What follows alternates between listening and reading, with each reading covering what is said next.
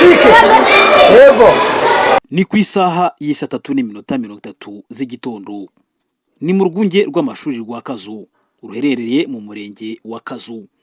Umwe mu barimu bigisha mu mashuri abanza arasoma urutonde rw'abana barangije umwaka wa mbere binjira mu mwaka wa kabiri. Ni ibikorwa byaranzwe no kwakira abanyeshuri bashya batangira umwaka w'amashuri haba mu mashuri abanza ndetse n'ayisumbuye. Dusenge Jean Baptiste ni umuyobozi w'iki kigo aragaruka ku byakozwe uyu munsi w'itangira ry'amashuri. Nk'uko leta idushishikariza gutangira amashuri dutanga amasuzuma ya welcome test, naha niko twabikoze, bitabujije ko no kwakira abana baza mu mwaka wa mbere primaire twabakiriye, ariko abandi twaragiye tubakira muri iyi minsi y'ibiruhuko ku buryo atari benshi turi bwakire uyu munsi. Uku ni nako byagenze kandi mu kigo cy'amashuri cya Musya kiri mu murenge wa Rurenge mu karere ka Ngoma, naho ababyeyi baje kwandikisha abana, ari nako bamwe bashaka ibyangombwa byo gutuma abana bimuka bava kuri iri shuri bitewe n'uko imiryango yabo itakihabarizwa. Kayinamura Apollinaire ni umuyobozi w'iki kigo cy'amashuri. Twanaranzwe kandi no gutangira kwigisha, ko twigishije dutanga amatest twita welcome test, twabigiremo inama n'ubuyobozi kugira ngo turebe abana, ese abana bavuye mu biruhuko baje bameze bate. Ubwo rero twanaranzwe nanone kuko tuba twarimuye abana tubereka ibyumba by'amashuri byo kwigamo bimutse. Nubwo mu bigo byigisha abana bataha ntibibacumbikire, ubwitabire bwabaye bwinshi ku ruhande rw'ibigo by'amashuri byigisha abana bikanabacumbikira bizwi nka boarding school.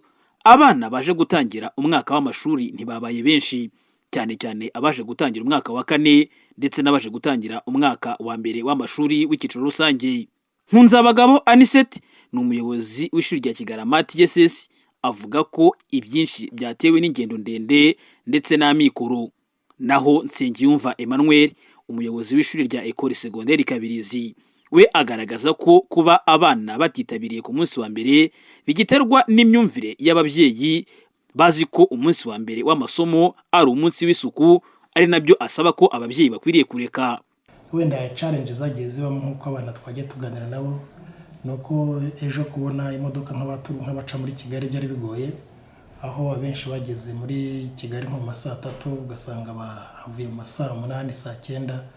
Ntekereza ko nabyo byagize ingaruka ku bwitabire buke bwabonetse ejo, wenda bitakaye biba gutyo.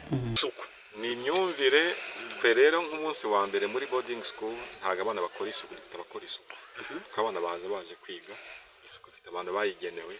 Ni no muco no gutuma n'ababyeyi batoza abana ku ishuri babigenderaho, bazi ko umunsi wa mbere batigisha tw'isuku.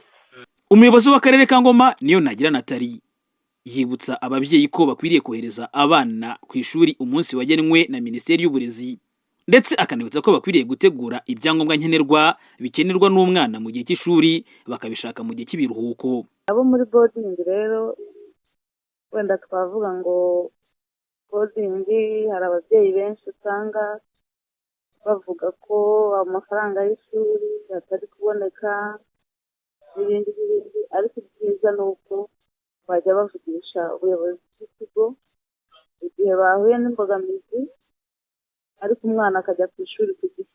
Nibyo byiza, ariko tukajya tunitegura kare tukamenya ko nyine igihe cy'itangira ry'amashuri ari igihe cy'itangira ry'amashuri, kandi ubuyobozi bw'ibigo by'amashuri rwose iyo umubyeyi abwegereye bitayabona yose ari kohereza abana ku ishuri ukiyemeza igihe wenda uzayatangira yose, ntabwo bajya babyaha. Kuri uyu munsi wa mbere w'itangira ry'amasomo abana bakoze isuzuma haba mu mashuri abanza ndetse n'ayisumbuye bitandukanye na mbere, kandi abana bafashe amafunguro nk'uko bigenwa na gahunda ya leta.